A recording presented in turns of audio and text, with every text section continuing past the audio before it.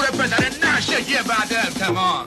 اهل مشهدم معلم طلابه، یک پرچم بال خدا بهم داده، وقتی روی تو بسپری به استش دیگه انرژی میفته دنباله. ما رفتیم من تا تای خطشو بلند شد دیگه الان وقتشه، از سرگردونی زود جمع باشو، پس مثبت باش نذار بد بشه. برو دنبال یک لقمه نون، توی دست ننت بذار دست پول، اینقدر فکر نکن خیلی زرنگی تو، زرنگ شیافت تو هممون رفته بود. پس تلاش کنیم همو هول ندیم، هی پیشرفت کنیم رو به مستقیم، بیا باختو دور کنیم از تو سر، کم آوردیم بسپاریم موسکری. راستی رفیق خوب یعنی نعمت، یعنی برکت اومده توی سفرت، یعنی سبقت داری وسط عزت، یعنی ثروت میاد توی عرفت، یعنی همت میاد توی چهرت، یعنی هم قدرت هم هیبت، اگه ببیند بهت بگه ایول ایول ایول.